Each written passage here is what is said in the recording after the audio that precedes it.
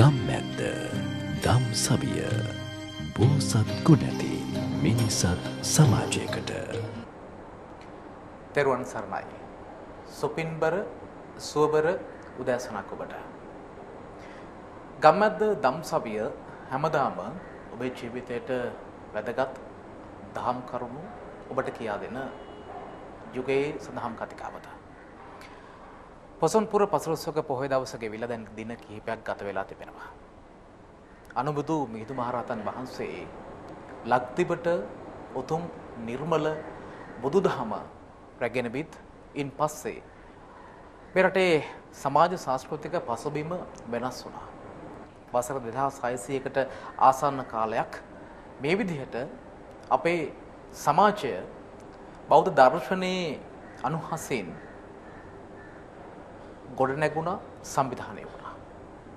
අද අපි මාතෘකා කරගත්තේ මහින්දාගමනයත් එක්ක මේ විදිහට ගොඩනැගුණු නිර්මාණය වුණු ශ්‍රී ලංකේ සමාජය තුළ අපි ධාර්මික සමාජයක් යයි කියන කාරණාව අද දවසේ කොයිතරම් දුරකට අපට දකින්නට තිබෙනවද? සැබවින්ම ධාර්මික සමාජයක්, දැහැමි සමාජයක්, දැහැමි රාජ්‍යයක් යනුවෙන් අපි බලාපොරොත්තු වෙන්නේ මොන වගේ දෙයක්ද කියන කාරණාවයි අද සාකච්ඡා කරන්නට බලාපොරොත්තු වන්නේ. මේ තුළ බොහොම පුළුල්ව එදා සහ අද තත්වයන් මනාව ගලපා ගනිමින් උදාහරණ සහිතව සාකච්ඡා කරන්නට ඔබට කරුණු කියා දෙන්නට බලාපොරොත්තු වෙනවා. අපි තමත් ගෞරවයෙන් යුතුව පාදාභිවන්දනයෙන් යුතුව දවසේ ගම්මැද්ද දම්සභි සඳහම් සාකච්ඡාවට ආරාධනා කළා. ජ්‍යෙෂ්ඨ මහාචාර්ය පූජ්‍ය පාතේගම ඥානිසර අපේ ගෞරවනීය ස්වාමීන් වහන්සේට සාදුකාර දෙව වහන්සේ පිළිගන්නවා අද දවසේ ගම්මැද්ද දම්සභියට.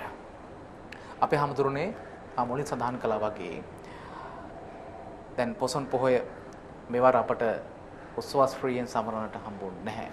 දැන් මේ විදිහට පොහොය කිහිපයක්ම වැදගත් පොහොය කිහිපයක්ම අපට මඟ හැරුණා. කෙසේ නමුත් අපි නිතරම කතා කරන්නේ මේ අපි ධාර්මිකව ඉන්න ඕනේ. සමාජයේ ධාර්මික වෙන්න ඕනේ. රට ධාර්මික වෙන්න ඕන, රාජ්‍ය ධාර්මික වෙන්න, රජු ධාර්මික වෙන්න ඕන. මේ ධාර්මික කියන වචනයක් පාවිච්චි කරනවා. දැන් මිහිඳු මහරහතන් වහන්සේත් ලක්දිවට බුදු දහම අරගෙන ආවට පස්සේ දේවනම්පිය රජතුමාට ඉස්සරළම මේ රට කරන හැටි මෙහිමයි කියලා උපදෙස් ලබා දුන්නා. ඉන් පස්සේ මේ බුදුදහම ලක්දිව පුරා ප්‍රචාරය වුණා සහ ඉන් පසුව ආපු රජවරුත් ඒ වගේම ඒ සමාජ තලෙනුත් කොයිතරම් පරිවර්තනයක් ලක් වුණත් මේ බුදුදහම අඛණ්ඩව පවත්වාගෙන ආවිල්ලා ඒ සමාජයේ ගොඩනැගීම වෙනුවෙන් බුදුදහම යොදාගත්තා සහ දහමේ ආශිර්වාදය ලබා ගත්තා. අපේ හැමෝටම මුලින්ම ඔබ වහන්සේගෙන් දැනගන්න කැමති මේ ධාර්මික රාජ්‍යයක්, දැහැමි සමාජයක් කියන කාරණාව කොහොමද බුදුදහම තුල මේ බෞද්ධ දර්ශනය තුල අර්ථ ගන්වන්නේ? මේ පැහැදිලි කිරීම කරගෙනම අපි සාකච්ඡාවට ප්‍රවේශයක් ලබා ගමු. සියලු දෙනාටම තෙරුවන් සරණයි. අපේ මනෝජ් මහත්මයා විමසව ප්‍රශ්නයත් සමග අපි වැඩසටහනට ප්‍රවේශ වෙනවා නම් විශේෂයෙන්ම ඊටත් කලින් කියන්නට ඕනේ අපේ සමාජයේ තියෙන ජනමාධ්‍ය අතර සිරස රූපවාහිනිය මගින් සිද්ධ කරන ගම්මැද්ද වැඩසටහන අපේ සමාජ හිතකාමී සමාජයට යහපතක් ඉෂ්ට කරන මානවවාදී උතුම් වැඩපිළිවෙලක් කියලා කියන එක මුලින් සිහිපත් කරන්න ඕන. ඒ සිහිපත් කිරීමත් කරලා අපි මනෝජ් මහත්මයාගේ ප්‍රශ්නයට එනවා. ඔබතුමා විමසන්නේ ධාර්මික සමාජය. ධාර්මික සමාජය කියලා කියන්නේ දැන් සමාජයක් කියලා කියන්නේ මිනිස්සුනේ. පුජ්‍යලයාත්ම තමයි සමාජය වෙන්නේ. අර කුලී කියන සමාජ විද්‍යාඥයෙක් කියලා තියෙනවා සමාජයයි පුජ්‍යලයයි කියන්නේ එකම කාසියක දෙපැත්ත කියලා. එතකොට දාර්ශනික සමාජයක් ගොඩනගෙනකොට මූලික වශයෙන්ම පුජ්‍යලයා ධාර්මික වෙන්න ඕන. පුජ්‍යලයා ධාර්මික වෙන්න ඕන කියලා කියනකොට ධාර්මික කියලා කියන එක වචනය අපි තරමක් විග්‍රහ කරගන්න ඕන. මොකද අපි බෞද්ධ සමාජය තුළ ධාර්මික පුජ්‍යලයා කියලා හඳුන්වන්නේ කවුද කියලා කියන්නේ. එතකොට බෞද්ධ සමාජය ශ්‍රී ලංකා සමාජය බෞද්ධ සමාජයක් හැටියට තමයි මුල් කාලීනව තිබුණේ. අදත් වැඩි පිරිස බෞද්ධ ජනතාව වෙනත් ආගමිකයොත් ඉන්නවා.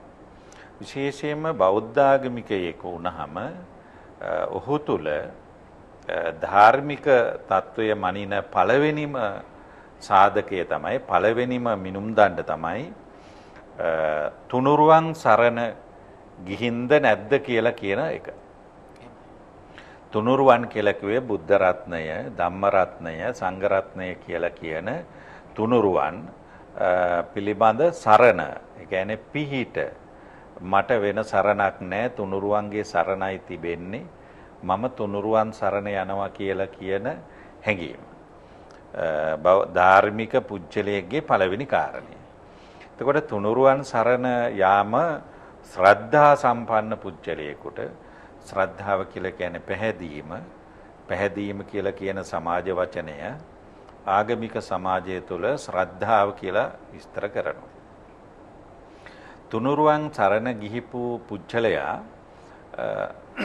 කියන එක පළවෙනි කාරණාව. දෙවෙනි කාරණාව තුනුරුවන් සරණ ගිහිපු පුජ්‍යලයකට බුදුරජාණන් වහන්සේ දේශනා කරපු ශ්‍රී සද්ධර්මයේ තුල ලයිෆ් ටයිම් සිලබස් එකක් දෙනවා.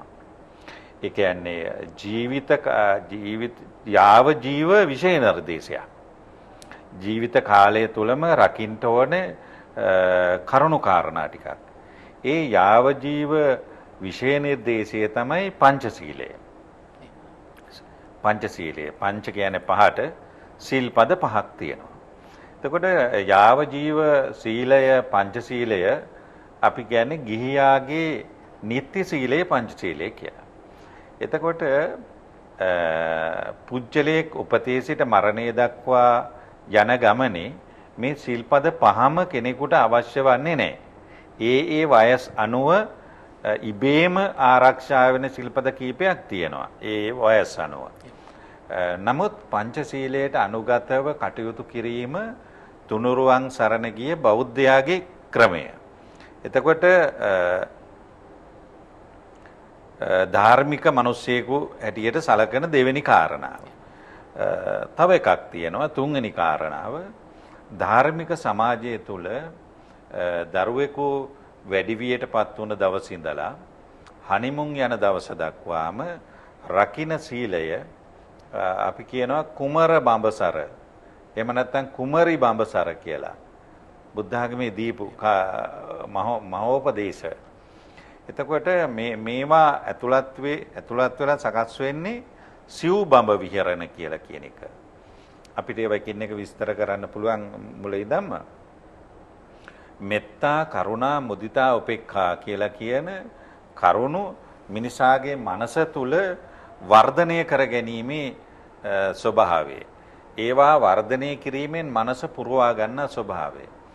එතකොට ඔන්න ඔය විදිහට තුනුරුවන් සරණ ගිය පංචශීලයට අනුගත සිව්බඹ විහරණ සහිත මිනිසයා ධාර්මික මිනිසෙක් හැටියට සැලකනවා.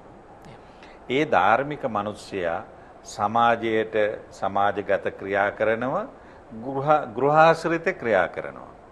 ඇතැම් වෙලාවට තරුණයෙක් වෙන්න පුළුවන්, ඇතැම් වෙලාවට මවක් වෙන්න පුළුවන්, ඇතැම් වෙලාවට පියෙක් වෙන්න පුළුවන්, ඇතැම් වෙලාවට ආච්චි අම්මා කෙනෙක් වෙන්න පුළුවන්, සීයා කෙනෙක් වෙන්න පුළුවන්, ගෘහාශ්‍රිත. එතකොට පුංචි පවුල් ඒකකය, න්‍යෂ්ටික පවුල, එහෙම නැත්නම් විස්කෘත පවුල මේ සමාජයේ පවුල් සමාජය තුළ ධාර්මිකත්වය අගයනවා මේවයි. ඒ වගේම වුන් මහා සමාජයට ගියාමත් ඔවුන් තුළ මේ ධාර්මික ධර්මානුකූල ගතිසිරිත් ඔවුන්ගේ ජීවිතවල තිබුණා. ධර්මානුකූල ගතිසිරිත් තියනවායි කියලා කීම නෙවෙයි. ඒවා තමාගේ ජීවිතය තුළින් ක්‍රියාත්මක කිරීම තමයි ධාර්මික මිනිසාගේ ස්වභාවය. එතකොට ධාර්මික රාජ්‍ය පාලනය ගත්තාම අපි ඊට තව ඉහාට යනවා. ධාර්මික රාජ්‍ය පාලනය තුලත් මේ කාරණාම තිබෙන්න ඕන. රජ කෙනෙක් ගාව මේ කරුණු කාරණා රටක් සංවර්ධනය කරන රටක් ගොඩනගන අය තුළ මේක තියෙන්න ඕන. ආයතන ගත්තාම ආයතන පරිපාලකය තුළ මේවා තියෙන්න ඕන. අද ගොඩාක් වෙලාවට ආයතන පරිපාලකය තුළ තමයි මේවා නැත්තේ. එතකොට අපි කොහොමද මේවා බෞද්ධ සමාජයක් ධාර්මික ආයතන කියලා කියන්නේ? ධාර්මික ආයතන සකස් වීමේදී මේ ඒ ධාර්මික පුච්චලය මොකද gederin ධාර්මික වෙලානේ ආයතනෙට එන්නේ. ආයතනේ තුලත් ඒ ගතිසිරිත ඔහුගේ චර්යාව තුල තිබෙන්න ඕනේ. මේ විදිහට බලනකොට ධාර්මික කියන වචනේ කියන්න ලේසි වුණාට ඒ කීමට වඩා ධාර්මික කියලා කියන වචනයත් සමග බැඳුණු ක්‍රියාත්මක සමුදායක් තියෙනවා. ඒ සඳහා මොළය හදවත කියලා කියන දෙකේ ඒකායන බැඳීමත් සමග සමාජයට දෙන උතුම් දෙයක් තමයි ධර්මය කියලා කියන්නේ. ධාර්මික මිනිසයා ධර්මයේ සමාජයට දෙන. අපේ හඳුරු දැන් මේ ධාර්මික කියන වචනේත් එක්කම දැන් වහන්සේ මුලින් කිව්වා මේ තෙරුවන් සරණ යාම ගැන කතා කරා. ත්‍රිවිධ රත්නයේ කෙරෙහි තියෙන පැහැදීම. දැන් අපි දකින දෙයක් තමයි උදේහවා අපි පන්සිල් ගන්නවා, විහාරස්ථානට යනවා, භික්ෂුන් වහන්සේලාට උපස්ථාන කරනවා. හැබැයි ඒ දේ කරපු පමණින්ම පුද්ගලයෙක් ධර්මානුකූලයි කියලා අපට හිතන්නට පුළුවන්ද? සහ මේ ධර්මික කියන වචනේ අනිත් පැත්ත තමයි අධාර්මික. එතකොට ධාර්මික පුද්ගලයා සහ අධාර්මික පුද්ගලයා කොහොමද අපි හරියට තේරුම් ගන්නේ? දැන් අපි කියමුකෝ පන්සල් යාමයි පන්සිල් ගැනීමයි කියලා කීම තුල ධර්මානුකූල බවක් අතුලත් වෙන්නේ නැහැ නේ. හොරුත් පන්සල් යනෝනේ. දැන් මම දැක පහුගිය දවසක ටීවී එකේ පෙන්නනවා මිනිස්සෙක් ඇවිල්ලා වැඳගෙන බුදුහාඳුරන්ට වැඳගෙන ඉන්නවා. වැඳගෙන ඉන්න ගමන් අර පින් කැටේට දානවා කාසියක්. කාසියක් දාලා එහෙම වැඳගෙන වටපිට පාලා පින් කැටේට උස්සගෙන යනවා. ඒ පන්සල් යන එකක් නේ. දැන් බුද්ධ ආගමේ කියන්නේ මිනිස්යාගේ බාහිර ඇවතුම් පැවතුම් වලට වඩා අභ්‍යන්තරික ඇවතුම් පැවතුම් තමයි වැදගත් වෙන්නේ. එතකොට ධර්මය යනු දැරීමයි. දැන් තමන් තුනුරුවන් සරණ යාම කියලා කියන එක ඒක තමන්ට තිබුණාම ඇති. ඒක වටපිටේ හැම කෙනාටම කියන්න යන්න ප්‍රකාශ කරන්න ආයුතු නැහැ. නමුත් ඒ තමන්ගේ ජීවිත ප්‍රභාව කෙනෙකුට වැටුණට කමක් නැහැ. දැන් අද ඒ සාර ධර්ම, ගුණ ධර්ම, උතුම් ධර්ම සමාජයට ප්‍රකාශ කරන තත්වයටම මිනිසුන්ගේ ආධ්‍යාත්මයේ බැහැලානේ තියෙන පල්ලෙහාට. කෙනෙක් තුනුරුවන් සරණ ගිහිපු කාරණාවත් කෙනෙක් පංචශීලයට අනුගත කාරණාවත් තව කෙනෙකුට අදාළ නැහැ. මගේ සීලය ඔයාට අදාළ නැහැ. ඔයාගේ සීලය මට අදාළ නැහැ. ඔයාගේ සීලය මට අදාළ නම් ඒක මගේ මනසේ තියෙන කුහකකමක් පිළිබඳ ප්‍රශ්නයක්. ඒක මට අදාළ නැහැනේ. ඒක හොයන එක. ඒ වගේ දැන් තමන් සිල් රකින්නේ නැතුව අනුන්ගේ සිල් හොයන කුහක සමාජයක් තමයි අද තියෙන්නේ. කුහක කියලා කියන්නේ තමන් ගාව නැති ಗುಣධර්ම තියෙනවයි කියලා පෙන්වන්න යාමනේ. කුහකකම කියලා කියන්නේ. එතකොට මේ ධාර්මික සමාජය කියලා කියන එකේ තියරි ටිකයි මම මේ කියාගෙන ගියේ. නමුත් කෙනෙක් දැන් පන්සිල් සමාදන් වීම ධාර්මික භවයේ සංකේතයක් නෙවෙයි. සමාදන් වුණ ශික්ෂාපදය තමන් මනසට අනුගතව, කයට අනුගතව, සිතට අනුගතව ක්‍රියාත්මක වීම සිද්ධ කරනවාද කියන එක තමයි සිල්වත් භවයේ ස්වභාවය. ඒ සිල්වත් භවයේ ගුණ සුවඳ තමයි සමාජයට හමන්නේ. ඒක තමන්ගේ අතිශය පුජ්‍යලික දෙයක්. ආගම කියලා කියන්නේ ආගමානුකූල හැසිරීම කියලා කියන්නේ ඒක තමාගේ අතිශය පුජ්‍යලික දෙයක්. ඒක තව කෙනෙකුට ප්‍රකාශ කරනවා නම් ඒක මේ බරපතල මේ තමන්ගේ චරිතය පිළිබඳ බරපතල ගැටලුවක්. දැන් අද මේ කොරෝනා වසංගත කාලේ ටෙලිෆෝන් එකෙන් කතා කරලා මිනිස්සුන්ට කියනවා මේ කොරෝනා හැදෙන්නේ නැහැ අපේ ගාවට එන්න දෙවියන් වහන්සේ ගාවට එන්න කියලා බයිබල් වලට මිනිස්සු අද්දගෙන සමාජයක් තියෙන්නේ මේ සමාජය. එතකොට ඒගොල්ලන් ගාවට ගියාම කොරෝනා හැදෙන්නේ නැහැ කියලා. ඉතින් ඒ විදිහට මේ ආගම් වෙන විදිහට පතුරවන්න යන එක ඒක Tamanට අයිතිකාරයක් නෙවෙයි. ඒව නිකන් පොඩි බිස්නස් වැඩ. මොකද Tamanගේ ආගමික ප්‍රතිපදාව Taman තුල තිබුණාම ඇති.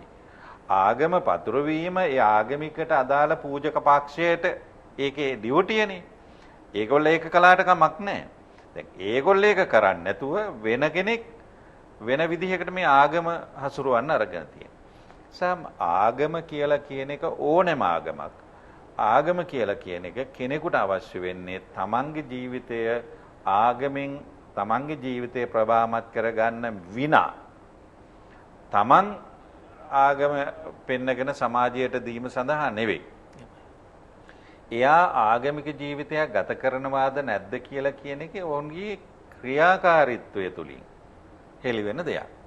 ඒ නිසා අපේ දැන් බෞද්ධ සමාජය ගත්තත් වෙනත් ආගමික සමාජ ගත්තත් බොහෝ වෙලාවට අපි දකින්නේ ආමිෂ වශයෙන් පොඩි සෝබන රැල්ලක් සමාජයේ තිබෙනවා. මේ ආගමික භාවය අඟවමින් ආගමික වෙළඳාමක් සමාජය තුල තියෙනවා. දැන් අපිට පොසොන් නැති වුණා කියලා කිව්වට පොසොන් තියෙනවා හොඳට. පොසොන් හොඳට සැමරුවා. හැබැයි වෙලෙන්දා හදපු පොසොන් එක අපිට මේ පාර නැති වුණා. දැන් මොකද ආගමේ තුලත් වෙලෙන්ද ඕන. වෙලෙන්ද අවශ්‍යයි. නමුත් මිත්‍යා වෙලඳාම් සත්‍ය වෙලඳාම් කියලා කියන්නේ මොකක්ද කියලා වෙනම තේරුම් ගන්න ඕන. ඒ නිසා අර මම පුජ්‍යලිකව දකින්නේ ගොඩාක් මිනිස්සු තමන්ගේ ආගමික භාවය බාහිර පෙනුමෙන් පෙන්වන්නට හදනවා. බාහිර පෙනුමෙන් දැන් ගම්මානවල ගියත් දැන් ඔය ඇත්තෝ ගම්මැද්ද අරගෙන යනකොට උනත් ඔයාලට පේනවා ඇති ගොඩාක් මිනිස්සුયો ඉන්නවා ඔක්කොම බෞද්ධ තමයි. නමුත් අද බෞද්ධ සමාජය කියලා කිව්වට බෞද්ධ පිළිවෙත් නැහැ. අද ගොඩාක් සමාජය තුල තියෙන්නේ බෞද්ධ මේ පූජනීය ස්ථාන තමයි තියෙන්නේ. මොකද පූජනීය ස්ථාන කියන්නේ එකක්, බෞද්ධ කම කියන්නේ හදවතේ තියෙන එකක්. මොලේ තියෙන එකක්, ක්‍රියාවල තියෙන එකක්. එතකොට ඒ ක්‍රියාවට වඩා පූජනීය ස්ථාන අපිට තියෙනවා. ඒවා දිනපතා ගොඩනංවනවා. ඒ වගේ නිදන් කරන ධාතුන් වහන්සේලාත් ඕන තරම් එනවා කොහෙන් හරි. මාල් ලුකුවට පූජා කරනවා. මං කියන්නේ ඒවා වැරදි කියන එක නෙවෙයි. බුද්ධ ආගමේ බෞද්ධ ප්‍රතිපත්තිය පංචශීල ප්‍රතිපත්තිය තමාගේ ජීවිතය තුල තියෙනවද කියලා නිතර හොයලා බලන්න ඕන කියලා කියන එකයි ඒක අමාරු කාර්යයක්. ඒ සඳහා මඟ පෙන්වීමක් වුණත් අපේ සමාජය තුල අඩුයි. ඒක තමයි හැදෙන්න ඕන. ඒ පංචශීලයට අනුගත පුජ්‍යලයට සමාජය තුල විශේෂත්වයක්, විශේෂ වරප්‍රසාදයක්, විශේෂ තත්වයක් සමාජය තුළ තියෙනවා නම් වඩා වැදගත් ඒක. එමෙ අපේ හඳුරන්නේ වහන්සේ සමාජය තුළ ධාර්මික පුද්ගලයෙක් වෙන්නේ කොහොමද සහ සමාජයක් ධාර්මික වෙන්නේ කොහොමද යන්න පිළිබඳව උදාහරණ සහිතව පැහැදිලි කරන්නට යෙදුණා. අපි සූදානම් ගම්මැද දම්සභියෙන් කෙටි විරාමයක් ලබා ගන්නට.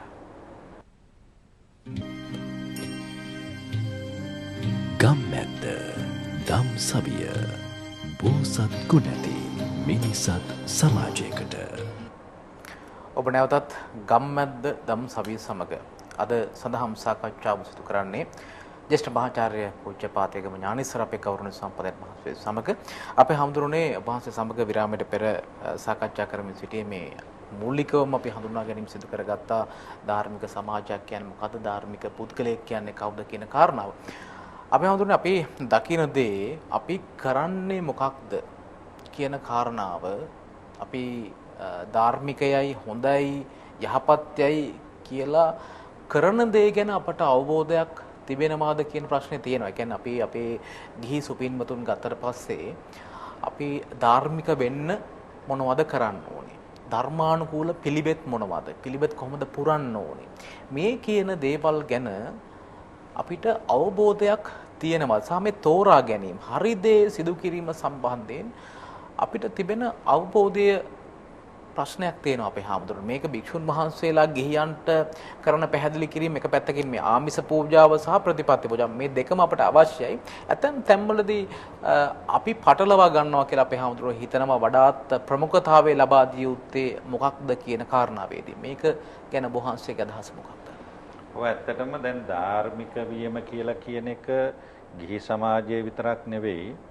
අද වෙනකොට පැවිදි සමාජයත් ධාර්මික විය යුතුය කියන වචනේ කියනවා එක සැරවැදිද කියලා මං හිතනවා. සැරවැදි නෑ. අද සමාජයේ සම්යම් සිද්ධි දිහා බලනකොට ධාර්මික භාවයේ ගිහි සමාජයේ වගේම පැවිදි සමාජයටත් අවශ්‍ය වෙලා කියලා මම කල්පනා කරනවා. විශේෂයෙන්ම දැන් බුද්ධ ආගමේ උගන්වන්නේ සෝබන වැඩපිළිවෙලක් නෙවෙයිනේ. බුදුරජාණන් වහන්සේ සාරාංශක කල්පලක්ෂයක් පෙරම් පුරලා මිනිස්සුන්ට කියලා දුන්නේ සෝබන මාෆියාවක් පිළිබඳව නෙවෙයිනේ. ඒ සෝබන මාෆියාව අපායගාමී ක්‍රමය ඒකට ඕන කෙනෙකුට ලීසියෙන් යන්න පුළුවන්. බුද්ධ ආගමේ දැන් තුනුරුවන් සරණ යාම කියලා කියන දේ උනත් බුදුරජාණන් වහන්සේ පිළිබඳව සොයා බැලීමක් උන්වහන්සේගේ මහා කරුණාව මහා ප්‍රඥාව පිළිබඳව හැඟීමක් දැනීමක් වැටහීමක් සහිතවනේ තුනුරුවන් සරණ යාමනේ වඩා වැදගත් වන්නේ බුද්ධ රත්නයේ ධම්ම රත්නයේ සංඝ රත්නයේ කියලා. නිකම්ම බුදු පිළිමයකට වඳිනවා කියලා කියන එකත් ප්‍රඥා සම්පන්නව බුදුහාඳුරන්ගේ ගුණ වටහාගෙන වඳිනවා කියලා කියන එකත් බාහිර කෙනෙකුට පේන එකම සිද්ධියක් හැටියටනේ. එකම සිද්ධියක් හැටියට පෙනුනට ඒ පුජ්‍යලයන්ගේ චේතනාව අනුවනේ ඒ පුජ්‍යලයන් කරන ක්‍රියාවේ ඵල විපාක ලැබෙන්නේ. එතකොට දැන් සාමාන්‍යයෙන් දවස පුරා මාසෙ පුරාම කුඩු විකුණන කෙනෙකුට කුඩු විකුණලා ලොකු මුදලක් හම්බෙන හින්දා පන්සලට ලොකු ආධාරයක් කරන්න පුළුවන්. ඒ වගේම සාමාන්‍ය කෙනෙකුට බැරි ලොකු ගොඩනැගිල්ලක් හදලා දෙන්න පුළුවන්. මොකද ඔහුට සල්ලි තියෙනවනේ කුඩු විකුණලා හොයාගත්තේ. ඒ වගේම කටින පින්කමක් පවා කරන්න පුළුවන්. එතකොට දැන් බුද්ධ ආගමේ කියන්නේ ඒව බාහිර ආමිෂ පූජා හැටියට. ආමිෂ පූජා නරක නෑ. නරක නෑ හොරෙකුට වංචාකාරයෙකුට වුණත් කරන්න පුළුවන්. සාමාන්‍ය සදහැවන්ත පංචශීලයට අනුගතව ඉන්න කෙනෙකුට උනත් කරන්න පුළුවන් ආමිෂ පූජා. ආමිෂ පූජාවට සල්ලි මිල මුදල් ඕන. එතකොට සල්ලි මිල මුදල් තියෙන කෙනෙකුට ඒව කරන්න පුළුවන්. හැබැයි බුදුරජාණන් වහන්සේගේ සරණ යාමට පංචශීලයට අනුව ජීවත් වීමට 아무තෙන් සල්ලි මිල මුදල් අවශ්‍ය වෙන්නේ නැහැ. ඒක මිනිස්යාගේ චින්තනමය දියුණුවයි පුජ්‍යල හැකියාවයි විතරයි ඕන. ඒ කියන්නේ ධර්මයේ ප්‍රතිපත්තියත් එක්ක ජීවත් වෙන්න ගියාම ඕමනාවනේ කැපවීම. අද ගොඩාක් මිනිස්සු බලාපොරොත්තු වෙන්නේ ඒ කැපවීම කරන්නේ නැහැ. ඒ කැපවීම කරන්නේ නැහැ. ඒ කැපවීම කරන්නේ නැතුව පංච දුස්චරිතයමත් කරගෙන ඒ කරන්න තියෙන හැමදේමත් කරගෙන අරණ්‍ය වාසී හාමුදුරු කෙනෙකුට දාන පූජා කරලා ඒ හාමුදුරන්ටත් ඉස්සෙල්ලා නිවන් දකින්න තමයි මිනිස්සුන්ට ඕන. එතකොට එහෙම මිනිස්සු වංචනිකයෝ. ඒ වුණාට අපි කලින් නිවන් දකින්නේ කියලා ඒගොල්ල තමයි නිවනටත් යන්නේ. ඒගොල්ලම තමයි අර හාමුදුරුවෝ විවේචනය කරන්නේ. ඒකට කිසිඳු ගිහියෙකුට භික්ෂුවක් විවේචනය කිරීමේ අයිතියක් නැතුවාseම ගිහියෙකුට වුණත් පැවිද්දෙකුට වුණත් කිසිඳු ගිහියෙක් විවේචනය කිරීමේ අයිතියක් ධර්මයෙන් දීලා නැහැ. භික්ෂුවකට දීලා තියෙන්නේ හරි වැරද්ද කියලා දෙන්න පුළුවන් ප්‍රශ්නයක් කිරීම නොකිරීමේ පුජ්‍යලයන් සතු. මොකද දැන් ඔක්කොම ටික පින් කළොත් ඔක්කොම ටික අපි කියන හාමුදුරුවෝ කියන බණ අහලා පින් කළොත් ඔක්කොම දිව්‍ය ලෝකයයිනේ. එතකොට අපායට සෙනග නැහනේ. එතකොට දැන් මේ සංසාරේ මේ මිනිස්සු කරන පින්පව් අනුවනේ දිව්‍ය ලෝක අපාය බ්‍රහ්ම ලෝක මේ තුල පුජ්‍යලෝ සැරිසරන්නේ. අපිට ලෝකයක් පරම පවිත්‍ර විදියට එකපාරට හදන්න බෑ. ඉස්සරහ දැන් පාලකෝ ධර්මිෂ්ඨ සමාජයක් කියලා එහෙම ලොකු ප්‍රකාශ කරගෙන ගියා. නමුත් එහෙම සම්පූර්ණයෙන් හදන්න බෑ. හැබැයි සමාජය ශෝධනය කරන්න පුළුවන්. සමාජ ශෝධනය කරන්න පුළුවන් භික්ෂුවට පුළුවන්. දේශපාලන නායකත්වයට පුළුවන්. එතකොට රාජ්‍ය නායකයට පුළුවන්. රාජ්‍ය නායකය. අද භික්ෂුවගේ අතින් ඇතැම් බොහෝ වෙලාවට මේ හාමුදුරුවෝ තමයි මේව ආරක්ෂා කරගෙන යන්නේ. එන් ටික දෙනෙක් ඔය නිකන් මේ ජවුසන්නටලා උඩ පැන්නට ඒ නිසාම අනිත් අය බැනුම් එවට මේ රටේ මේ කටයුතු කරගෙන යන්නේ භික්ෂුව. හැබැයි දේශපාලඥය කරන්නේ ඒක නෙවෙයි. ඒ මිනිස්සයා එයාගේ ආර්ථිකය සඳහා වෙන ප්‍රොජෙක්ට් කරන්නේ. අද ප්‍රාදේශීය මන්ත්‍රීගේ ඉඳලා පළාත් සභා දැන්නේ මේ දවස්වල අනිත් හැම තැනකම අපි දකින්නේ ඒක.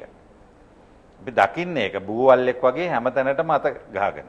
එතකොට අද දැන් පරිපාලන ප්‍රධාන නායකත්වයේ වුණත් අපි කියමු ජනාධිපති පුටුව කියලා. ජනාධිපති පුටුවත් ධාර්මිකයෙක් නම් ජනාධිපතිතුමා රුවන්වැලි සෑය දිවුරුම් දුන්න එකවත් එයාගේ තියෙන ඥානක්කගේ මේ අනුරාධපුරයේ පොලිමීන් එකවත් නෙවෙයි ජනාධිපති කියලා කියන්නේ. ඊට වඩා මේ පරිපාලනය තුල ධාර්මික වෙන්න ඕන. දැන් ගොඩාක් ආයතන අපේ රටේ රාජ්‍ය ආයතනවල ජනාධිපති විසින් පාලක ප්‍රධානී ආයතන ප්‍රධානීව පත් කරනවා. ඒ මිනිස්සු ආයතන කනවා. පාඩු ලබන ආයතන. දැන් අපේ රාජ්‍ය ආයතන ඔය පාඩු ලබන ආයතන නෙවෙයි. නමුත් ඒවා පුජ්‍යලිකංශයට දුන්නොත් හොඳ ලාභ ලබන ආයතන බවට පත් කරගන්න. එතකොට දැන් ඒ වගේ පාපකාරී මිනිහෙක් ආයතන ප්‍රධානියෙක් හැටියට පත් කරනවා නම් රටක ජනාධිපති ඒක ජනාධිපතියට අකුසල සිද්ධ වෙන වැඩක් නේ. ඒ වරප්‍රසාදෙන්නේ මේ සියලුම දේවල් කරන්නේ ආයතනවල. ඉතින් අද ගොඩාක් රාජ්‍ය ආයතනවල ඒ පරිපාලකයෝ කරන අධාර්මික වැඩ නිසා මානව හිමිකම් කොමිෂන් එකේ නඩු පිරීලා. එතකොට මානව හිමිකම් කොමිෂන් එකේ නඩු පිරීලා. ඒ මානව හිමිකම් එකේ කොමිෂන් එකට නඩු යන්නේ මේ රාජ්‍ය ආයතනවල කරන වැරදි නිසා. ඊර්ෂාව, ද්වේෂය, වෛරය, කුහකකම. ඉතින් මේවා පාලකයා හොයන්නේ නැත්තම් මිනිස්සුන්ට බැලලා හරියනවා. සංචරණ සීමා කැඩුවා කියලා මිනිස්සුන්ට බැලලා හරියනවා. රජේ මිනිස්සුන්ටම බැන කාලේ හැමදාම ඉන්න බෑ. පාලකයෙක් වුණාම ඒ සියුම් බුද්ධිය, ඒ විමසීම තියෙන්න ඕන. ඉතින් එහෙම නැති මිනිස්සු රුවන්වැලි සෑය ගාවදී උරුන් දුන්නා කියලා ආගම හාමුදුරුවෝ එයාට පත් කළාගෙන හාමුදුරුවෝත් ධාර්මික විය යුතු සමාජයක් නේ. දැන් අද සමාජය ගත්තාම ඇතැම් හාමුදුරුවෝරුත් දැන් ගොඩාක් ඉතින් ওই නායක හාමුදුරුවලා කියලා කිව්වට ධර්මානුකූල රාමයෙන් බැලුවහම එකක් නේ. තව පැත්තක් නේ. ඒ නිසා මේ සමාජයක් ධාර්මික කිරීමේ ප්‍රධාන කාර්යය අධම්මික රාජසූත්‍රයේදී විග්‍රහ කරන්නේ ප්‍රධාන පුටුවෙන් පටන් ගන්නට කියලා. දැන් මේ භික්ෂු සමාජයේ සංඝනායක කියලා කිව්වට ඒ සංඝනායක තනතුරුවට කරන්න පුළුවන් කිසි දෙයක් නැහැ. සංඝනායකම නිකන් නයිට් දැන් සාම මිනිසුරු කිව්වහම ඒක අවශ්‍ය වෙන සීල් එකකටවත් ගහන්න පුළුවන්. සංඝනායක කියලා කිව්වහම ඒකේ ඇති 7-5ක වැඩක් නැහැ. 7-5ක වැඩක් නැහැ.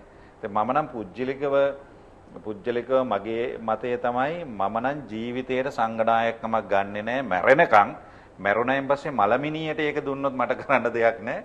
පණ පිටින් ගන්න නැහැ. එතකොට ඒ සංඝනායක කිව්වා කියලා එතන තනතුරු පළක් වෙලා නැහැ. අද උන්වහන්සේලාට වැඩ කරන්න හැකියාවක් වෙලා නැහැනේ. ඒ කියන්නේ ප්‍රධාන වශයෙන් රාජ්‍ය පාලනය. රාජ්‍ය පාලනයේ නායකත්වය සහ කැබිනට් එක.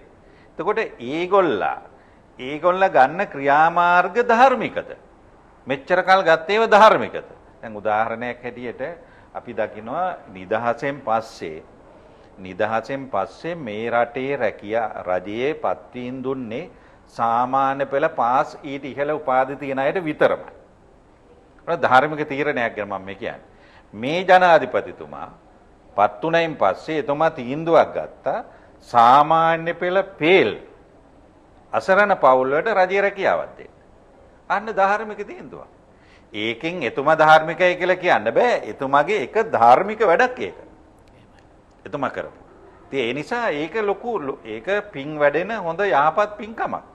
විශාල පිංකමක්. ඒක පස්සේ එතුමා ගාව තිබුණේ උදාරකම ඒක පස්සෙන් පහුව දේශපාලන පැත්තට ගිය එක වෙනම කාරණා. නමුත් ඒ සාමාන්‍ය පෙළ පේලමට රැකියාව ලැබෙනවනේ. එතකොට රජෙක් ගන්න ඕන අනේ වගේ තීන්දුව. දැන් උදාහරණයක් වශයෙන් මේ කොරෝනා එකට කෑ ගහනවා පොලිස් මාධ්‍ය ප්‍රකාශකතුමත් ඇවිල්ලා කතා කරනවා. ඒවා ඒ පුජ්‍යලයන්ගේ ක්‍රියාදාම වලක් තියෙන්න ඕන. ප්‍රකාශවල විතරක් වැඩන්නේ. හමුදාපතිතුමා ડોක්ටර් කෙනෙක් නෙවෙයිනේ. එතකොට හමුදාපතිතුමාත් අපිට වැදගත් තමයි. හමුදාපතිතුමා යුද්ධයේදී කිව්වර කරා ඒක හරි. කොරෝනා වලදී එතුමා පාස්ද පේල්ද කියන එක අපේ ජනතාවනේ තීරණය කරන්නේ. එතකොට ධාර්මික බව එතනක් තියෙන්න ඕන. එතකොට ධාර්මිකයා කියන්නේ ළඟ බලන කෙනා නෙවෙයි, ඈත බලන කෙනා. ධාර්මික මිනිහා ළඟ බලන්නේ නැහැ, ඈත බලන්නේ. එතකොට මේ කොරෝනා ප්‍රශ්නේදී අවුරුදු සෙල්ලම් නටන්නේ නැතුව ඈත බැලුවා නම් අද අපිට බය නැතුව ඉන්න පුළුවන් සමාජයක් මේ වෙනකොට උදා වෙලානේ. අපේ හැමතුරුනේ මේ අපට සාමාන්‍ය ජනතාව විදිහටත් වගකීමක් තිබෙනවා නේද? අපි හැම මොහොතකම අපේ ආසන්න ඉන්න නායකයා වෙන්න පුළුවන්, රටේ නායකයා වෙන්න පුළුවන්. මේ අයටම සමහරක් වෙලාවට අපි සාමාන්‍ය මිනිස්සු විදිහට අපි චෝදනා කරන්න සූදානමක් තියෙනවා සහ අපි පුරුදු වෙලා තියෙනවා මෙන්න මේ විදිහට මේක කරපු නැති නිසා තමයි මේ විදිහේ අපට අනිත් පැත්තට ප්‍රචාර ලැබෙන්නේ කියලා. නමුත් අපි දකිනවා සාමාන්‍ය ජනතාව විදිහට අපි අපේ වගකීම මගහැරලා තිබෙනවා කියලා. සාමාන්‍ය ජනතාව විදිහට දැන් ඔය කියන කාර්යය සම්පූර්ණ වැරදි. මම ඔකට විරුද්ධයි. සාමාන්‍ය ජනතාවට වැඩක් කියනකොට දැන් මේක සමාජයක ඉන්න සියල්ලම එක හා බුද්ධිතලයේ ඉන්න අය නෙවෙයි. සමාජයේ මිනිස්සුන්ට වැඩි පිරිසකට තියෙන එදා වේල කන ප්‍රශ්නේ. දුව කසාද පන්තල දෙන ප්‍රශ්නේ. මේ ගෙදරට ඊගාව හෙට දවසට බඩු ටික ගේන ප්‍රශ්නේ. ලුණු සබන් කෑල්ලක් නොමිලේ හම්බෙන්නේ නැහැ. මිනිස්සු මහන්සි වෙන්න ඕන. එතකොට එහෙම මිනිස්සු ඉන්න සමාජයක්. එතකොට මිනිස්සුන්ටම වගකීම් නැහැ. දැන් කොරෝනා ප්‍රශ්නේ ගත්තොතින් ඒ ගැන කියනවා නම් පළවෙනි කොරෝනා රැල්ලේදී මිනිස්සු ගොඩක් සංවරකම පෙන්නුවා. අපි මේ කතා කරන්නේ අපේ හැමෝටම අතර මේ මිනිස්සුන්ගේ ධාර්මික වීම කියන කාරණාවත් එක්ක බොහන්සේ මේ කොරෝනා ප්‍රශ්නේ මතු කරපු නිසා මේ මිනිස්සු සම්මා සතිය පිහිටවගෙන හිටියා නම් මිනිස්සුන්ගේ සම්වරකම මිනිස්සුන්ගේ විනය කියන එක මිනිස්සු හැම මොහොතම හදාගෙන හිටියා නම් අපිට තව කෙනෙක් දිහා ඇඟිල්ල දික් කරලා කතා කරන්න අවශ්‍ය වෙන්නේ අපි අපේ ආරක්ෂාව අපි තහවුරු කර ගැනීමක් තියෙනවා. ඒක මහත්තයා මෙහෙමනේ දැන් රටක නායකයෙක් වුණාම මේ නායකයා හරියට දැන් රාජෝවාද ජාතකයේදී පැහැදිලි කරන එකක් තමයි ගවපට්ටියේ ප්‍රධාන ගවයා හරකා ඌ වැරදි පාරක ගියත් හරි පාරක ගියත් උගේ පස්සෙන් එන අය ඒ පාරේ යනවා කියන්නේ. එතකොට රටක ඉන්න හරකා ප්‍රධාන ගොනෙක් නම් ඒ පැත්තේ යන්නවා කියන එක අපිට වළක්වන්න බෑ මහත්තයා. ඒක අපිට මිනිස්සුන්ට බනින්න පුළුවන්. සාමාන්‍ය ජනයට බනින්න පුළුවන්. ඒ සාමාන්‍ය ජනයට බැන්නට වැඩක් නැහැ. දැන් උදාහරණයක් වශයෙන් ධාර්මික මිනිස්සෙක් වුණාම රට ධාර්මික වෙන්න එපායි. ධාර්මික තීන්දුව ගන්න එපායි. දැන් උදාහරණයක් හැටියට කොරෝනා නීති කැඩුවා නම් එයාට දඩකොලයක් ලියලා දඩේ ලියලා දෙන්න ඕන මිනිස්සුන්ට පෙන්නන්න ඕන. හොරෙන් ඒගොල්ලෝ අත්තරංගුවට ගත්තයි මෙච්චර ගත්තේකට මිනිස්සු දන්නේ නැහනේ. 50ක් ගත්තා 100ක් ගත්තා ලංකාවේ වැඩිම ගාණ ගත්තේ මෙහෙමයි කියලා කිව්වට මිනිස්සු දන්නේ නැහනේ. ඒවල දඩකොලේ ලියලා දුන්නා නම් එතකොට මිනිස්සුන්ට මේකේ භයානකම මේකේ ප්‍රශ්නේ පේනවනේ. එතකොට ධාර්මික මිනිස්සු ඒව කරන්නේ. මිනිස්සු මරන්නයි මිනිස්සුන්ට දඩ ගහන්නයි නෙවෙයි නීති දාන්නේ. රටේ ආරක්ෂාවටයි නීති දාන්නේ. එතකොට ඒව ආරක්ෂා නොකරන කීප දෙනාට දඬුවම් ලැබෙනවා කියලා පෙන්වන්න එපායි. කොටහකට නිරෝධායන නීති. කොටහකට දානව නීතිය. කොටහකට දානවා ගෙහෙමම ගෙදර යන්න කියනවා. කොටහක් උසාවියට දානවා. අනිත් අය නෑ. ඒ කියන්නේ බැරි මිනිහට එක විදිහකයි පුළුවන් විදිහට තව මිනිහෙකයි වැඩ කරන්න කියලා සාමාන්‍ය මිනිහට පෙනුනාම මිනිහ ගන්නේ Tamanට වාසි පැත්ත. Taman දැන් ගෙදර ඉන්න තාත්තා නීතියක් දානවා නම් ඒ නීතියට තාත්තත් ගරු කරන්නේ නැත්තම් දරුවෝ ගරු කරන්නේ නැහැ. අපිට බනින්න පුළුවන් දරුවා නීතියක් දාලා තියෙනවා මේ නීතිය පේනවා මේ නීතියට මේ වැඩ කරන්නේ නැහැ කියලා අපිට පෙන්වන්න පුළුවන්. හැබැයි දරුවෝ ගරු කරන්නේ නැහැ. ඒ රටක් වුණත් එහෙම තමයි. නීතිය කියන්නේ බලය මහත්තයා. බලය තියෙන ඕන කෙනෙකුට ඕන නීතියක් දාන්න පුළුවන්. දැන් මේ ප්‍රෝග්‍රෑම් එකේ මම කතා කරා කියලා කියන එක ඕනනම් නීතියෙන් ඇවිල්ලා මම අල්ලගෙන තව තැනක දාන්න පුළුවන්. ඒක බලය සහ ආයතන සංග්‍රහ තියෙනවනේ. ඒ බලය. නමුත් නීති උවමනා වෙන්නේ මිනිස්සුන් යහපතෙහි යෙදවීම සඳහා. දඬුවම් දීම සඳහා නෙවෙයි. දඬුවම් දීම රාජ්‍යකාරියක් නෙවෙයි. මිනිසාගේ යහපතෙහි යෙදවීම සඳහා. මිනිසාගේ යහපතෙහි යෙදෙන්න නම් මිනිසාට යහපත් පූර්වාදර්ශ ඕන. දැන් රටේ ඉන්න ලොකු මිනිස්සු ටික ඔක්කොම බෙහෙත් ටික විදගෙන සාමාන්‍ය මිනිසුන්ට විදලා නැහැ. ඒ මිනිස්සු ටිකන සංවර වෙලා අද මෙච්චර මැරුණා ඊයේ මෙච්චර මැරුණා කියලා මිනිස්සු මරලා දානවා. මිනිස්සු මරලා දෑමක් නෙමෙයි කරන්නේ. එතකොට ඒක ධාර්මික සමාජයක් කියලා කොහොමද අර්ථකථනය කරන්නේ? කියන්නේ ලංකාවේ ධාර්මික නායකයෝ ඉන්නවද කියලා හොයන්න වෙලා තියෙනවා තාම. ඒ කියන්නේ අර මහත්ය මුලින් කියපු විදිහට ධාර්මිකයි ඉන්නවා. ආමස පූජා තියෙනවා, පූජා වට්ටි අරන් යනවා, රුවන්වැලි සෑය ගාව ඉන්නවා, දලදා මාලිගාවට යනවා. ඒව කරන්න පුළුවන් මහත්ය කුඩුකාරයෙකුට. ඒව කුඩුකාරයෙකුට. කුඩුකාරයාට ගොඩාක් සල්ලි තියෙන හින්දා ඒ මිනිහයාට ශ්‍රී මහා බෝධි ගාවටමත් යන්න දෙයි. අපිට ශ්‍රී මහා බෝධි ගාවට යන්න දෙන්නේ නැහැ. ඇතුලේ වහලා. අරයට සල්ලි තියෙන දෙයයි. ඒව සමාජ සම්මත. ඊට වඩා ධාර්මික ජීවිතයක ප්‍රභාව එළියට දැනෙන්න ඕන. දැන් අපි හැමදාම කියන්නේ මෙයා හොඳයි යාට වැඩ කරන්න දෙන්නේ නැහැ. මෙයා හොඳයි යාට වැඩ කරන්න. නමුත් අද ගොඩාක් බලන්න මේ ආයතන රාජ්‍ය ආයතන වල පත් කරපු සභාපතිලා තුන් වැඩ කරනවද? අපේ රට ආරක්ෂා කරගන්න කියලා රටේ වටේටම දාපු විවිධ රටවල දාපු තානාපතිලා ඒගොල්ලන්ට කෝස් එකක් හදලා පාඨමාලා පෙන්නලා ඔබලා මේව කරන්න කියලා උගන්වලා තමයි තානාපතිලා යවන්නේ. ඒගොල්ලන්ගේ අවුට්පුට් එක ඒගොල්ල කරපු වැඩ කොටස බලන්නේ කවුද? එතකොට ධාර්මික වෙන්නේ කොහොමද? දැන් මෙච්චර කොටි ප්‍රශ්නයක් අපිට ආවේ ලෝකේ හැම රටකම ඉන්න අපේ තානාපතිලා ඒව හරියට කළා නම් රට වෙනුවෙන් නේ ඒගොල්ලෝ ඉන්නේ. නමුත් දැන් ගොඩක් වෙලාවට මේ මිනිස්සු කාලා බීලා දරුවන්ට උගන්නගෙන වැඩ කොටසක් කරන්නේ. එතකොට ධාර්මික නායකයා කියන්නේ ලේසි පහසු මිනිහෙක් නෙවෙයි. 69 ලක්ෂයක් ඡන්ද ගත්තා කියලා ධාර්මික නායකයෙක් වෙන්නේ නැහැ. ඒ ධාර්මික නායකයෙක් වෙන්න නම් මහත්තයා මේ මිනිස්සුගේ වැඩපිළිවෙලක් තියෙන්න ඕන. දැන් ඔය කොරෝනා රැල්ලේ වුණත් ඔය මිනිස්සු අවුට් ගියේ ඉහලින් හරියට වැඩ කළේ නැහැ කියලා මිනිස්සුන්ට දැනුණු තැනේදීනේ. මම මේ කාටවත් බනිනවා දොස් කියනවා නෙවෙයි. අපිට මේ හොඳ නරක අතරින් කොතනද වැරදුනේ කියන එක අපි හොයාගන්න යන කෙනෙකුට ආලෝකය පෙන්වීම තමයි මේ කරන්නේ. ධම්සවිය කියලා මේ කරන්නේ අරයට බයිනවත් මෙයාට බයිනවත් නෙමෙයි. බයින එක ලේසියිනේ. නමුත් අපේ මේ කිසියම් තැනක වැරදිලා තියෙනවා. ඒ කියන්නේ හරියට මේ ගමන යන්නේ නැහැ. දැන් පන්සලක හාමුදුර කෙනෙක් ගත්තත් මිනිස්සු කියනවා හාමුදුරන්ට බයිනෝ ඇත්ත කතා. නමුත් ඒ බැන්නට එතනත් පොඩි වීක් පොයින්ට් එකක් තිබුණොත් තමයි ඒක වෙන්නේ.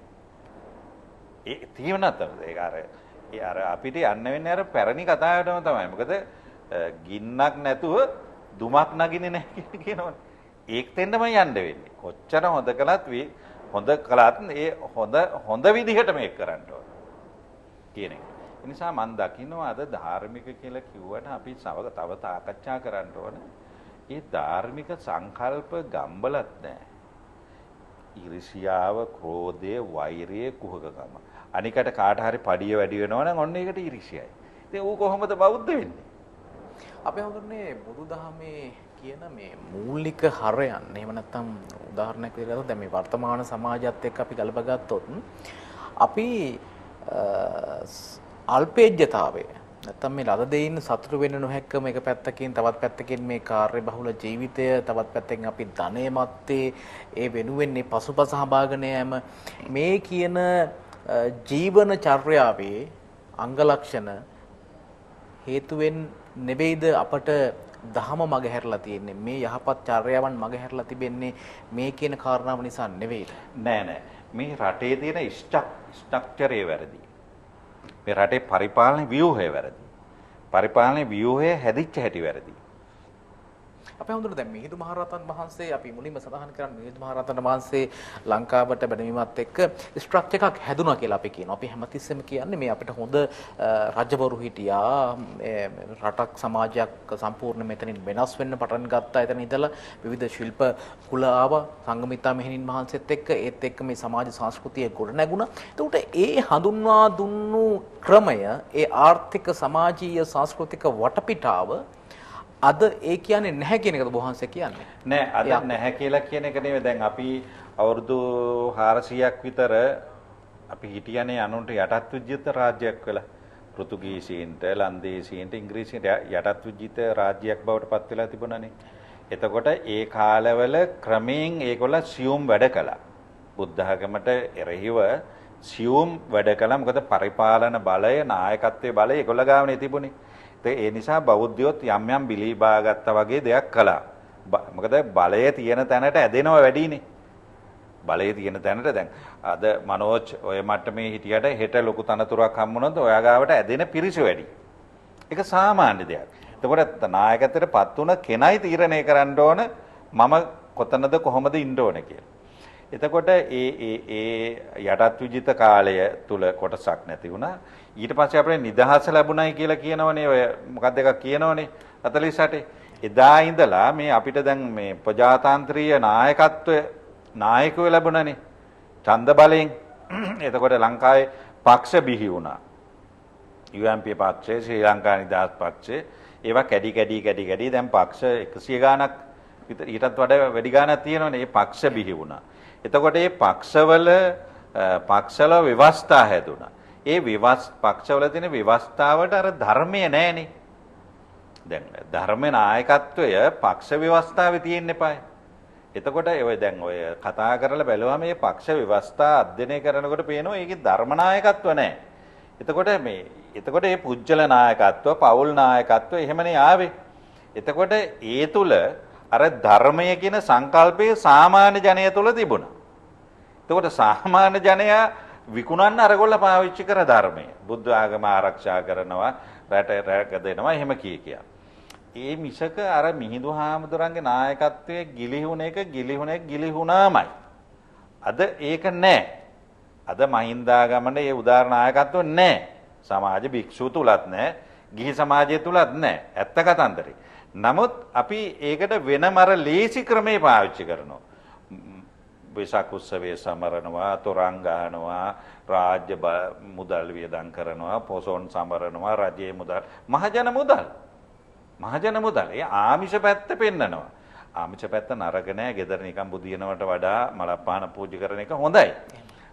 ඊට වඩා අපේ මේ දැක්මක් තියෙන්න එපයි. ඒ කියන්නේ ජනතාව අරන් යන දැක්මක් තියෙන්න එපයි. ජනතාව අරන් යන්නේ කොහාටද කියලා වතින් රාජ්‍ය නායකයටත් නැහැ, ජනාධිපතියටත් නැහැ, මහානායකටත් නැහැ.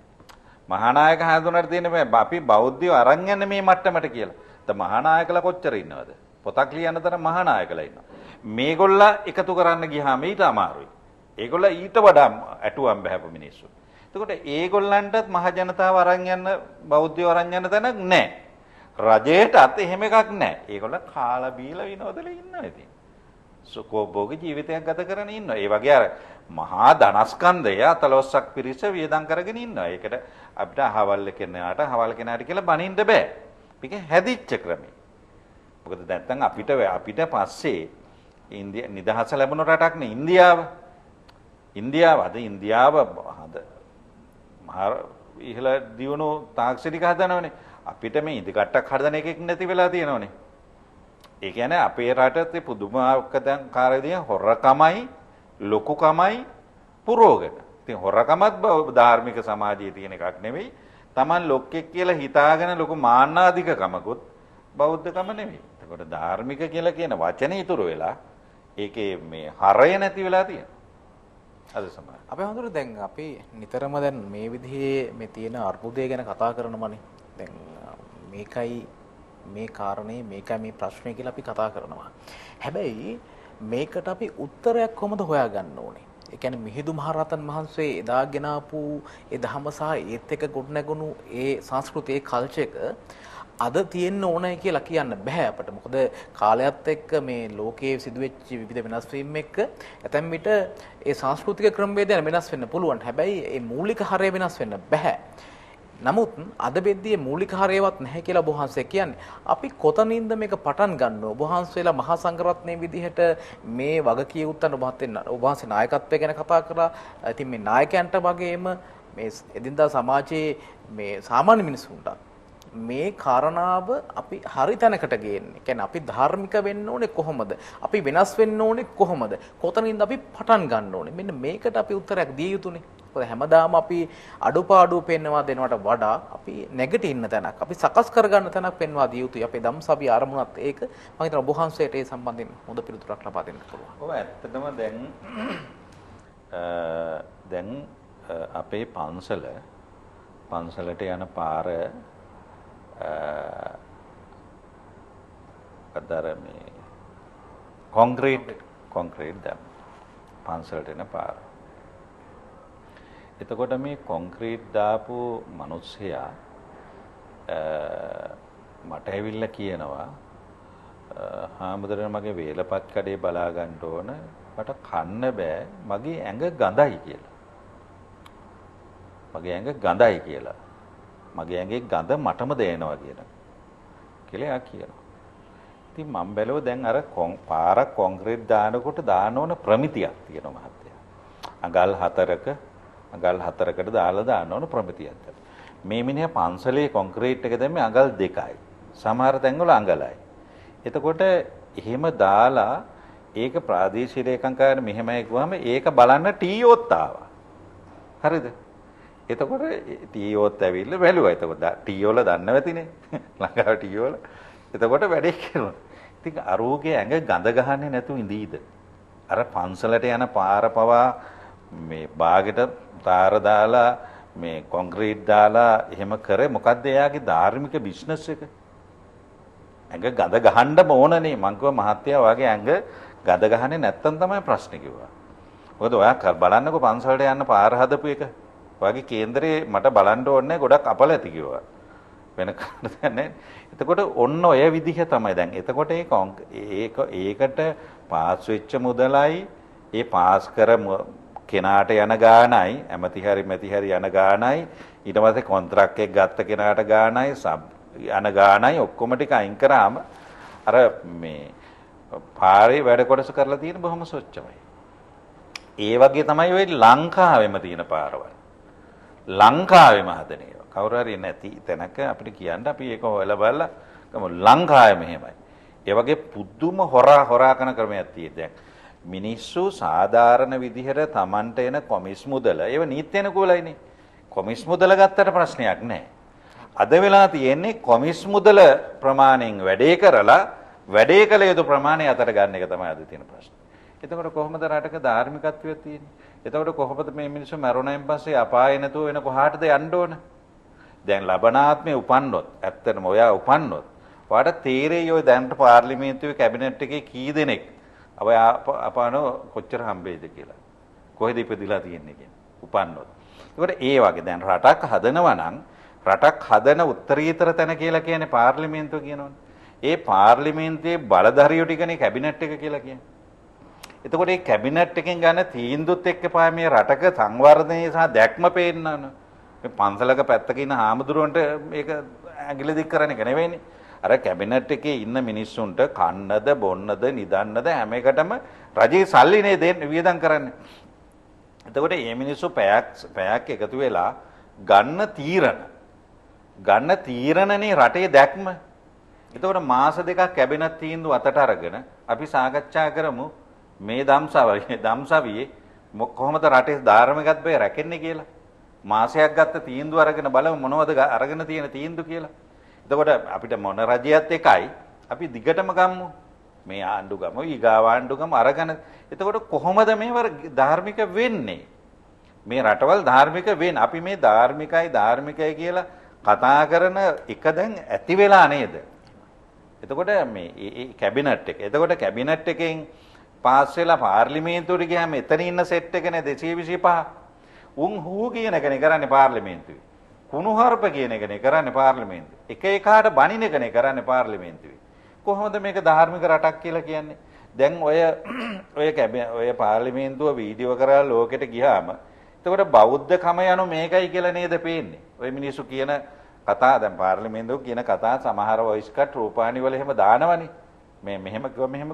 එතකොට මේ මිනිස්සුන්ගේ කොහෙද ධාර්මිකකම තියෙන්නේ? කොයි තැනේද ධර්ම? එයා කතා කළ යුතු ඒ තැනේදී කතා කරන කුණුහරුපෙද ගමට සාධාරණේ වෙන්නේ. ගමේ පාරවල් ටික හැදෙන්නේ. එතකොට ඒ කැබිනට් එක හරහා ගන්න තීන්දුව පාර්ලිමේන්තුවෙන් සභාගත වෙලා එතන තමයි මුදල් වියදම් වෙන්නේ. එතකොට ඒ ධාර්මිකකම එතන තියෙන්න ඕන. ධාර්මිකකමට ආගමක් නැහැ. ධාර්මිකකමට ආගමක් නැහැ. ධාර්මිකකමට මානවීය භාවයයි ඕන. ඒ මානවීය භාවයද ලංකාවේ තියෙන්නේ මංකොල්ල කෑමද ලංකාවේ තියෙන්නේ කියලා කියන එක වෙනම හොයන්න ඕන. අපි මිනිස්සුන්ට ආරක්ෂා වෙන්න කියලා මිනිස්සුන්ට බැනලා දිනයක් පවුනාම පොලිස් කාර්යයකට ගාණක් දුන්නේ නැත්නම් දඩකොලේ ලියලා ඒ වගේම නෙවෙයි. පොලිස් වලත් ලොකු වැඩ කොටසක් කරනවනේ. මොකද ඒවයි ධාර්මික බව ඉහළ ඉඳන් එන්න ඕන. ඒක එතකොට දැන් අර විදේශිකයන්ට යටත් වෙලා හිටිය කාලයක් ඊට පස්සේ නිදහස ලැබුණේ කිව්වයින් පස්සේ ඉඳලා ආපු පාලකයෝ අපිට කරපු වැඩ මොනවද කියලා බැලුවහම අපේ බෞද්ධ මහින්දාගමන මිහිඳු සංස්කෘතිය බලන්න පුළුවන්. මිහිඳු සංස්කෘතිය කියන නමක් තියෙනවා. ඒකට අපි වඳිනවා. ඒකට කරු කරනවා. නමුත් ඒ වැඩපිළිවෙල මේවයි යනවද නැද්ද කියලා වෙනමම පරිශන කරන්න ඕන. දැන් ඔබ ආයතනෙත් ගොඩක් ඔය පරිශන නිලධාරීන් මට මතකයි සරත් කුමාර පෙරේරා මහත්තයා එහෙම නිතර පරිශන ගැනමනේ කතා කරන්නේ. එතකොට ඒ වගේ ගොඩාක් ඔබ ආයතනයේ තුල වුණත් මම දකිනවා ගොඩක් ඔය සමාජ පරිශන පැත්තට බර සංස්කෘතියක් තිබුණේ තියෙන්නේ. එතකොට ඒක ඔය ගම්මැද්ද වැඩසටහන වුණත් ඒකේ ලොකු වැඩපිළිවෙලක් තියෙන්නේ. ඒක අවංකව කරනවා කියලා අපිට පේන්නේ. එතකොට ඒ වගේ අපි මේ පරිේෂණ තුලින් ඇත්තටම මාධ්‍ය වලින් කරන්න බැරි මොනවද? එහෙමයි. ජනමාධ්‍ය තුලින් කරන්න බැරි මොනවද? ජනමාධ්‍ය තුලින් කරන්නේ මොනවද අපේ රටේ? ඒ බහින්ද මේ මිහිඳු මහරහතන් වහන්සේගේ ඒ ධාර්මිකත්වයේ මාධ්‍යවල නේද තියෙන්න ඕන. මාධ්‍ය වේදික තුල නේද තියෙන්න ඕන. ඒකනේ දෙන්න ඕන. ඉතින් ප්‍රවෘත්ති අහනකොට පේනෝනේ ඒකේ ධාර්මිකකම මාධ්‍ය ටික. ඒ නිසා මේක දොස් කීමක් නෙවෙයි. මේව නැවත අපි හිතන්නට වෙනම යා යුතුයි. කොතනින්ද හැදෙන්නේ කියලා ඔබ ඇහුවට අපිට එකපාරට කියන්න බෑ. ප්‍රධානියකින් හැදෙන්න ඕන. අධම්මික රාජ සූත්‍රය කියන්නේ ප්‍රධානියකින් හැදෙන්න ඕන කියලා. අපේ හඳුරන්නේ දැන් අපි කියනවා වහන්සේ කියන කාරණාවත් එක්ක අපිට ඉහළින් ඉඳලා පහළට යම් කිසි ක්‍රමවේදයක් තිබිය යුතුයි. මේක ආගමික වශයෙන් වෙන්න පුළුවන්, ආර්ථික වශයෙන් වෙන්න පුළුවන්.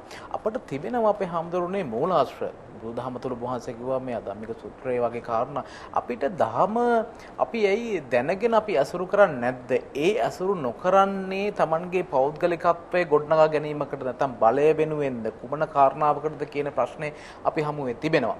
ඒ කියන්නේ මෙච්චර දියුණු දහමක් නැත්නම් මෙච්චර අවබෝධයක් ජීවිතයට දෙන දහමක් අපි ළඟ තියෙද්දි මේක මේ එක පැත්තකට සීමා කරනවා නෙවෙයි. මේ අපි බිම් මට්ටමේ ඉඳලා ඉහළටත් ඉහළින් ඉඳලා පහළටත් අපි හැමෝටම අපේ ජීවිතයේ වැදගත් දේවල් මගහැරලා තියෙනවා අපේ හැමතුරුනේ. අපි ජීවත් වෙන්නේ ඉතාමත් කෙටි කාල සීමාවක්. මේ කෙටි කාල සීමාව තුළ අපි අපේ ජීවිතයේ සාර්ථකත්වය, මෙලොව ජීවිතයේ සහ පරලොව ජීවිතයේ සාර්ථකත්වය වෙනුවෙන් අපි ගමන් කළ යුත්තේ කොහොමද? ඒ සඳහා මඟ පෙන්වීම දහම තුළ ලබා දීලා තියෙනවා. අපි කතා කරන්නේත් මේ ධාර්මික ජීවිතය තුළ අපි සුවපත් වෙන්න ඕනේ කොහොමද කියන කාරණා. මේ සමාජය සහ රට ලෝකයේ සුබවාදී තැනක් බවට පත් කරන්න ඕනේ කොහොමද කියන කාරණා. අපිට මේ මග හැරිලා තියෙන්නේ ඇයි අපේ හැමදුරනේ මේ වගේ දේවල්. දැන් අපි මිහිඳු මහරහතන් වහන්සේගේ දහම උන්වහන්සේ බුදුන් වහන්සේගේ දහම ගෙනාවට පස්සේ අපි වසර 2600කුත් ඉක්ුත් වෙලා අද නැවත වතාවක් ආපහු හැරිලා කතා කරනවා ඒ දහම අපි ළඟ නැහැ කියලා. ඇයි අපට මෙහෙම මග හැරෙන්නේ? මේ මහත්තයා දහම නැහැ නෙවෙයි. දහම තියෙනවා දහමට අනුගත මිනිස්සු නැතිකම. ඒ කියන්නේ මේ පරිපාලනය සකස් වෙච්ච විදිහ දැන් යුරෝපා රටකුයි අපේ රටයි ගත්තා අපි බැලුවොතින් ඇත්තටම අපේ රට ගැන පුදුම දුකක් නෙන්නේ. අපේ මිනිස්සු හරියට දුක් විඳිනවනේ. බොහොම දුක් විඳිනවා, දුක් මහන්සි වෙනවනේ. මේ ළමයෙක් ගත්තාම ආබාධිත ළමයෙක් ගත්තාම පවුල් පුදුම තරම වෙනවනේ. ඇයි එහෙම වෙලා තියෙන්නේ? මේ ධනය බෙදී යාමේ හැදිච්ච ව්‍යුහය මේ ක්‍රමයේ හැදිච්ච ව්‍යුහය වැරදි. ඒක වෙනස් වෙන්න ඕනේ. වෙනස් කරන්න හොඳ පණ තියෙන නායකයෙක්. දැන් බලන්න අධ්‍යාපනයේ බලන්න. ඇත්තටම අධ්‍යාපනයෙන් මොකද්ද කරන්නේ? ඇත්තටම මොකද්ද කරන්නේ? විභාග පාස් කරලා 100ක් පාසලට මොන්ටිසෝරියට ගියා නම් එයින් එක්කෙනෙක් විශ්වවිද්‍යාලයට තේරෙනවා. එයාට හොඳට සලකලා කන්නද බොන්නද ශිෂ්‍යත්වද දීලා උගන්නලා එයාට රුපියල් 35000ක රැකියාවක් දෙනවා. ඒකනේ කරන්නේ. අපේ හඳුරු කියන්නේ මේ ක්‍රමවේදය වෙනස් විය යුතුයි කියලා. ඔව්. අර 99ට වෙන්නේ මොකද්ද කියලා හොයන්නේ නැහනේ. විභාග පෙළලායට වෙන්නේ මොකද්ද කියලා. උන් කනවද බොනවද කසාද බඳිනවද මොකුත් හොයන්නේ නැහනේ. සාමාන්‍ය පෙළ දක්වා විභාගයට ඉගෙන ගත්තේ නැති කොල්ලොත් ජීවත් වෙනවනේ. ඒගොල්ලෝ එන කවුරුවත් හොයන්නේ නැහැ. අර ඒකයි මම කිව්වා අර ජනාධිපතිතුමා සාමාන්‍ය පෙළ පෙළලායට රැකියාවක් දුන්නා. ඒක මම විශේෂ කරලා සලකන්නේ මේ නිදහසෙන් පස්සෙම මන් දන්න ජනාධිපතිවරයෙක් කරපු එක වැඩක්. අපේ හඳුරන්නේ කල් වෙලා බොහෝසේ නික්ම ගිහිල්ලා තිබෙනවා. බොහෝ කරුණු කාරණා වහන්සේ පැහැදිලි කළා. උදාහරණත් එක්ක දැනෙන්න තේරෙන්න වහන්සේගෙන් අවසාන වශයෙන් මම මෙහෙම අහන්නම්. අපි හැදෙන්නට ඕනේ. අනිවාර්යයෙන්ම අපි හැදෙන්න ඕනේ. ඉක්මනින් අපි හැදෙන්න ඕනේ. අපට ඒ හැදෙන්නට නම් මේ යන ක්‍රමය වහා වෙනස් කරන්නට නම් අපි බුදුන් වහන්සේ විසින් වදාළ ඒ නිර්මල දහම අපේ ජීවිතවලට එකතු කරගෙන සමාජය රට ලෝකයේ නිවැරදි තැනකට අරගෙන යන්නට නම් අපේ හාමුදුරනේ කල යුත්තේ කුමක්ද විය යුත්තේ කුමක්ද කියන කාරණා බොහොම කෙටියෙන් ඔබ වහන්සේගෙන් කියන්න. ඔව් ඇත්තටම දැන් කල යුත්තේ කුමක්ද විය යුත්තේ කුමක්ද කියලා කියන එක මිනිස්සු හැම පාරම හිතා අවුරුදු 5න් 5ට වෙනස් කර එනවනේ. ආවට දැන් තාම එකෙක් වෙන්නේ නැහැ කියන එකනේ පේන්නේ. ඒ කියන්නේ පාලකයන්ට මේ රට හරියට පාලනය කරන්න බෑ කියන ප්‍රශ්නයයි වෙන්නේ. කාට හරි බැනලා මිනිස්සුන්ට බැනලා විපක්ෂයට බැනලා පක්ෂයට බැනලා ෂේප් වෙන එක නෙවෙන්නේ. එතකොට මං හිතනවා මේ දැන් ඔබතුමාලා පටන් ගත්ත ගම්මැද්ද තියෙන්නේ. ඔය වැඩසටහනත් එක්කම ඔය මම කිව්වේ රාජ්‍ය ආයතනවල හොරකම් කරනවා මේ ජනාධිපතිතුමා පත් කරපුවම වැඩ කරන්නේ නැහැ. ඒගොල්ලෝ ගියේ ගමන් බාත් รู ම් එකක් හදාගන්න පටන් අරගෙන වෙන වෙන වැඩ ආයතනවල ඉන්න ළමයි එක්ක වෙන වෙන සෙල්ලම් කරනවා මිසක ආයතනවල වැඩ කරනවා අඩුයි අපේ රටේ කියන්නේ. එතකොට මෙන්න මේවා එකින් එක එකින් එක හොයා පරිේශනාත්මක මාධ්‍ය වලින් එළියට දැම්මොත් එතකොට පවත්නා මිනිස්සු කරන වැරදි කියන එක දිගින් දිගටම යනෝනේ. ප්‍රවෘත්තියක් කිව්වට ඒක නිවැරදි වෙන ගම පසුපස අඹා යාම කියන අදහස ගෙනාවේ සිරසෙන්. මේ රටේ ඉස්සර ප්‍රවෘත්ති කියලා එකක් තිබුණා. මොකක් හරි කිව්වා එතනින් ඉවරයි. නමුත් සිද්ධියක් අරගෙන ඒක නිවැරදි වෙනකම් පසුපස අඹා යාම කියන අදහස ඔය නිමල් ලක්ෂපති මහත්තයලා ඉන්න කාලේ ඉඳලම අරගෙන ආවේ සිරසෙන්. ඒ ක්‍රමේ මේ රටේ ඔබලා පටන් ගත්තොත් මේක ජනප්‍රිය ක්‍රමයක් වුණොත් අනිත් මාධ්‍ය කොපි කරනවනේ. එහෙම කොපි කරන එක හොඳයිනේ. හොඳ දේ කොපි කරන එක හොඳයිනේ. ඒ තුල මාධ්‍යකරුවන්ට රට බාර දීලා මේ යන වැඩපිළිවෙල ටිකක් අරගෙන යා හැකිදෝ කියන අවිනිශ්චිත බලාපොරොත්තුවක් මගේ ඔළුවේ තියෙනවා. එහෙමයි අපේ හඳුරන්නේ. අපි රට දෙස ලෝකයේ දෙස මොහොම විවෘතව බැලිය යුතුයි. අපි ගැන හිතන ගමන් විශේෂයෙන්ම අපෙන් රටට ලෝකයට වියුක්තේ කුමක්ද යන්නත් බොහොම ගැඹුරින් සිතා බැලිය යුතු කාලයක්. දහම අපේ ජීවිත තුළට නිවැරදිව ගලපා ගැනීම තුළ අපේ ජීවිත වගේම අපි අසුරු කරන්නන් අපි ජීවත් වන සමාජයක් ධාර්මික සමාජයක් වෙනවා ඒ අනිවාර්යයි. ඉතින් අනුබුදු මිහිඳු මහරහතන් වහන්සේ උතුම් ශ්‍රී සද්ධර්මය අපේ රටට අරගෙන ඇවිල්ලා මේ සමාජ තලය තුළ මේ භූමිය තුළ ස්ථාපිත කිරීමෙන් අනතුරුව වසර 2600ක කාල සීමාවක් අපි ආපහු හැරලා බැලුවට පස්සේ අපේ හෘද සාක්ෂියට අපි හරියට කතා කළොත් ඇත්තටම දහම තුල අපි ජීවත් වෙනවාද එය මේ පොළොව තලයේ තුල මේ මොහොතේ නිවැරදිව ස්ථාපිත වෙලා තිබෙනවාද අපි අපේ ජීවන චර්යාවට නිසි ලෙස බද්ධ කරගෙන තිබෙනවාද අපි ප්‍රතිඵල ලබනවාද කියන ප්‍රශ්නාර්ථය අපි හමුවේ තිබෙනවා. ඒ නිසා මේ මොහොත මේ කාල සීමාව අපට අනිවාර්යයෙන්ම අපේ ධාර්මික ජීවිතය ගැන සිටිය යුතු කාල සීමාවක්. මේ සියල්ල අපි අතහැරලා දාමු. අපි තනිව හිතුවොත් මේ ජීවිතයේ අනිත්‍ය බව අසාර බව අපි කෙදිනක හෝ මිය යනවා. මිය යන මොහොතේ අපේ හදවතට කතා කරලා බලන්න අපිට හැකියාවක් තිබෙනවා නම් අපි ඇත්තටම ධාර්මිකව ජීවත් වුණාද? සමාජයට අපි දෙයක් කළාද?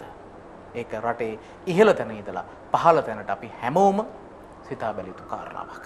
නිසා ඔබෙන් ඉතාමත් ගෞරවණීය ඉල්ලා සිටින්නේ ඔබට ලැබුණු මේ ජීවිතය මිනිස් ආත්ම භවය දැහැමිව ගත කරන්නට මේ උතුම් නිර්මල ධහම අසුරු කරගන්න.